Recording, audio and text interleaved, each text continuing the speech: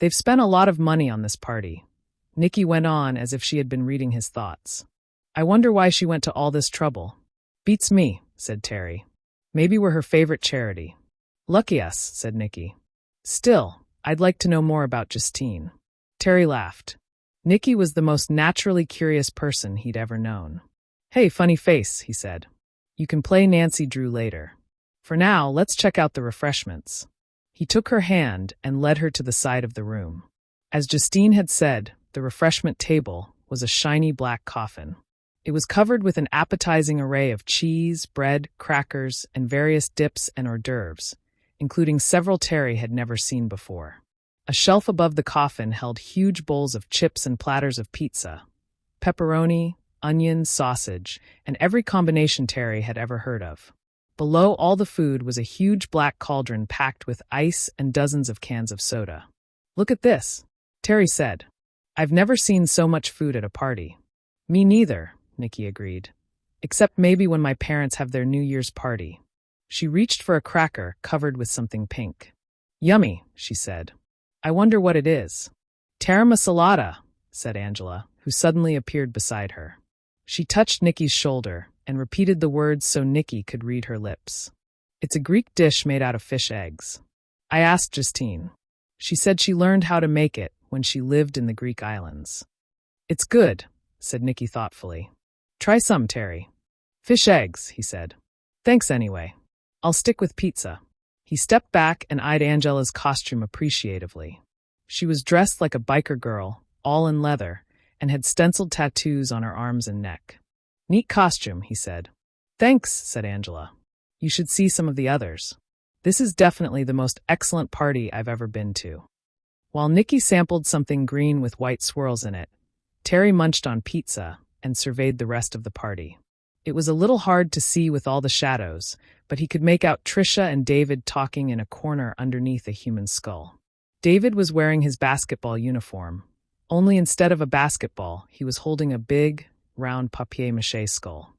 Trisha, her round face cheery and excited, was wearing a cheerleader's outfit from the 50s, with a tight pink sweater and short white skirt over white ankle-length boots. She had a big megaphone in her hand, and would have looked ridiculous, except she was obviously having such a good time. In front of the fireplace, Justine was dancing with Murphy, the vampire and the zombie. They looked gross, but also fascinating, like creatures out of a horror movie. Terry was just wondering where the last couple of kids were when he heard a strange noise behind him. He turned and gawked, then started laughing. He couldn't help himself. It was Ricky Shore, dressed as a frog. He was wearing bright green long underwear, a pair of swim fins, and had a half mask on top of his head with bulging black eyes. Ribbit, he said. I don't believe this. Terry finally said when he could breathe again. You came as your biology project. You like it? Said Ricky, taking a swig of Diet Dr. Pepper. I dyed the underwear myself. My mom got kind of upset, though. She couldn't get all the color out of her washing machine. I think it's the real you, said Angela nastily. Sort of slimy and nerdy. Oh yeah, said Ricky. That shows all you know. If you kiss me, I'll turn into a prince. I'll take my chances with the zombie, thanks, said Angela. Murphy and Justine had stopped dancing, and Angela walked over and took Murphy's hand. Hey, funny face, said Terry, touching Nikki on the arm. If you can stop eating for a couple of minutes, want to dance? A fast, hard rap song was on, and Nikki closed her eyes a moment, to better sense the beat of the music, coming through vibrations in the floor. Sure, she said. I'd better stop eating anyway. Terry, this is the most fabulous food.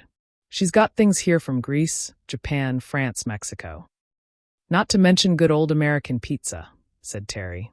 Don't be a dweeb, said Nikki. She twirled away from him, then came back. There's one thing I can't figure out, she said. I don't see how Justine could possibly have lived in all those places. I mean, she's just a senior. Ask her later, said Terry. Another song started, and they kept dancing. He watched Nikki proudly. Nikki was the prettiest girl there. Justine was too ghoulish, and Angela looked like a tramp, but Nikki's red dress brought out the vibrant color in her cheeks and lips and made her dark eyes glow like coals. To one side, Ricky and Trisha danced, the bilious green frog and the plump cheerleader, both of them having a great time. This is a cool party, Terry told himself. I still don't know why we were invited, but I'm glad.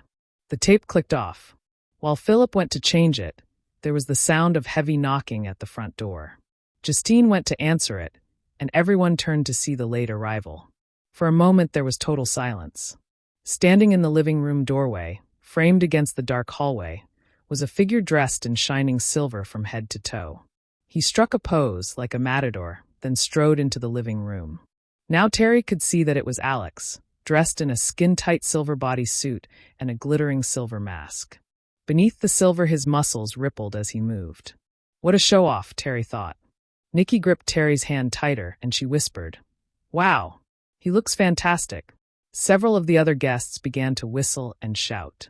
Even Justine couldn't take her eyes off Alex. "Ladies and gentlemen," she said at last, "I give you the Silver Prince." Alex came the rest of the way into the living room as if he owned it. Terry couldn't resist saying something. Nikki's exclamation of how fantastic Alex looked had set him off. "Hey, Alex," he called.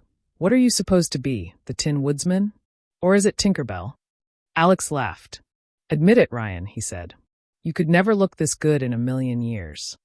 Terry was still trying to think of a sarcastic reply when the music started up again, and for a moment Alex danced by himself, the complete center of attention.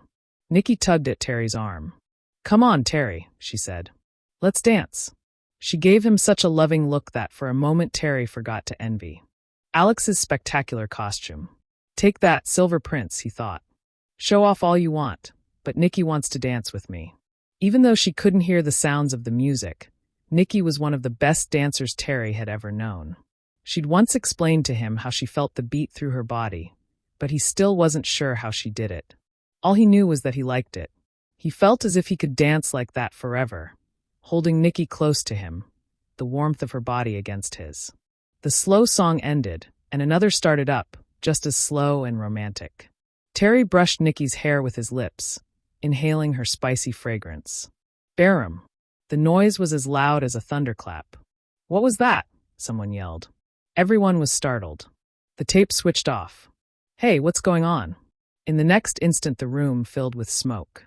Then the room filled with frightened cries, confused whispers. No one was sure if it was a trick of some kind, or a catastrophe. Terry was about to pull Nikki toward the door when Justine stepped into the center of the room. "Like my surprise?"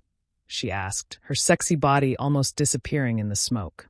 "It's what they call a flash pot. My Uncle Philip picked it up when he was a stage manager. I wanted to get your attention. Did I succeed?" A couple of kids cheered and clapped. A few were still too stunned to react. Justine smiled, then raised an eyebrow. "I promised you lots of surprises," she said. "And there will be more to come. But for now, who's up for more dancing?" The cheers and applause grew even louder. Terry found himself cheering too. It seemed that anything could happen at this party, and he was ready for it. "Good," said Justine. "But first I have to tell you a true story. Throughout history people have loved to dance. But in the Middle Ages dancing was sometimes much more than just fun. In fact, some people were said to be taken by evil spirits when they danced. They would dance faster and faster, faster and faster, till they literally danced themselves to death. I don't know if we have evil spirits here tonight, but anything can happen on Halloween. Is anyone brave enough to try some really fast music?" "Yeah, let's go." "Yo!" The crowd was now ready for anything. If Justine had told them all to jump into a swimming pool with their clothes on, Terry thought they would have done it. "We'll see how fast you can go," Justine said. She reached behind her and flicked a switch. The candles on the wall went out. At the same time a strobe light came on, and the music came back on loud and fast, a relentless synthesized rhythm, over electronic-sounding voices repeating, "Pump up the jam, pump up the jam," over and over. The fire in the fireplace had died down to embers, so the only light came from the strobe. In its rapid flickering, everything seemed to move faster and faster. Terry took Nikki's hands and twirled her.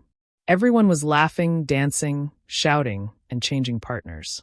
In the eerie light, it was hard to see who was dancing with whom. Once Terry found himself dancing with Ricky. It was fun, but it went on and on. Whenever Terry started to slow down, the music went faster. In the center of the room, Alex was twirling like a shiny silver top, and Terry suddenly wondered where Nikki was. Just when he spotted her, dancing with David, the lights went out. The tape player died down with a sad groan. For a moment there was dead silence. Except for the faint glow from the fireplace, the room was in total darkness. "What is this, Justine, another surprise?"